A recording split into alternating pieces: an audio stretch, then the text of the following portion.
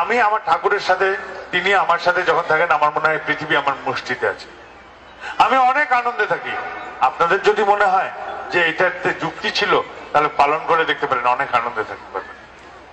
আমার কাছে দুঃখ যদি আসতেও চায় পদ্মপাতার জলের মতো সে পালিয়ে যায়, থাকতে চায়। তাই আমি অঢেল আনন্দে থাকি। আমার অশ্লেষা নেই, মঘা নেই, রাহু নেই, কেতু নেই, শনি নেই, কিচ্ছু নেই। আমি সব কটাকে কান ধরে বের করে দিয়েছি আমার জীবন থেকে। তার কারণ হচ্ছে, একবার আমি এক জ্যোতিষীর কাছে কলকাতায়, আমার বউ গেছে বাজার করতে। তো বাজার করতে গেলে সহযোগিতা লাগবেই, বর ব্যাটা তো সহযোগিতা করার জন্যই জন্মেছে। তো ব্যাগটা বওয়ার জন্য আমি গেছি। তো মেয়েদের যদি বাজারে দোকানদার ভগবানও থাকেন তিনিও পছন্দ করিয়ে দিতে পারবেন না। মেয়েদের পছন্দ মেয়েরাই জানে, ছেলেরা বলতে পারেন। তো এরকমই ব্যাপার, তাদের পছন্দের সময় যাচ্ছে। আমি এক জ্যোতিষী কার্যালয় দেখে ঢুকলাম, বললাম যে হ্যাঁ আমার হাতটা দেখেন তো। সে বলছে আপনার শনির দশা চলছে। আমি বললাম তো খুব ভালো সময় যাচ্ছে, বছর খানেক আগেকার কথা। সব হলো টলো, শেষে বললো আমি আপনার মতন লোক দেখিনি। আমি বললাম আর দেখবেনও না। বছর খানেক বাদে কিছুদিন আগে, 1-2 বছরের মধ্যে আবার গেছিলাম। সেই লোকটাকে জিজ্ঞেস করে কি খবর, বললো বোম্বেতে একটা চেম্বার হয়েছে, বেনারসেও চেম্বার করছি। আমি বললাম দেখেছেন তো আমার হাতের মহিমা, ছুলেন আপনি, আপনার উন্নতি হয়ে গেল। তা আমি বললাম এই কথা। তা আমি তো ঠাকুরের মানুষ, আমি একটাই বিশ্বাসী, কিং করবে গ্রহে সর্বাজস্য কেন্দ্রে বৃহস্পতি।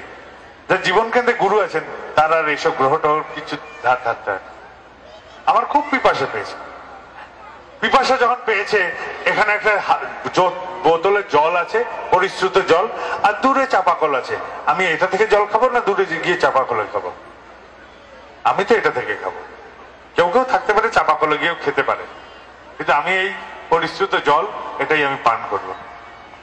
আমি দেওঘরে বাবা বৈদ্যনাথের নগরে থাকি। আজ অব্দি বৈদ্যনাথের মন্দিরটা কেমন তাই চেহারা জানি, বিগ্রহ তো দূরের কথা, মন্দিরের চেহারা সম্বন্ধেই আমি অবগত নই।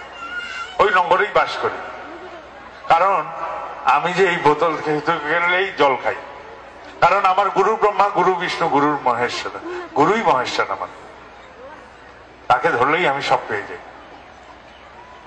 এই হচ্ছে আমি আমার মানসিক যুক্তিগুলো জানালাম, আপনারা গ্রহণ করে দেখতে পারেন। আর যদি মনে হয় ফালতু, ছেড়ে দেন, একবারে শুনতে যাবেন। এখানে আমি ওঠার পরে যদি কেউ চান প্রণামী দিতে, এখানে ব্যবস্থা থাকলে প্রণামী দিয়ে দেবেন।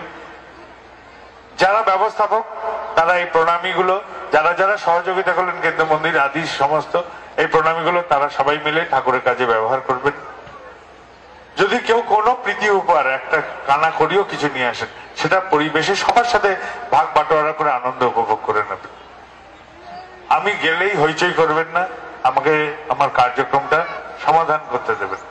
সবাই ভালো থাকেন। আপনারা যারা এসে চলে গেলেন তাদের জন্য আমার প্রার্থনা রইল, যারা আসতে পারেননি সকলের জন্য আমি প্রার্থনা করি পরম পিতার রাতুল চরণে। তারা সবাই ভালো থাকুন, সবাই জয়যুক্ত থাকুন। জয় গুরু।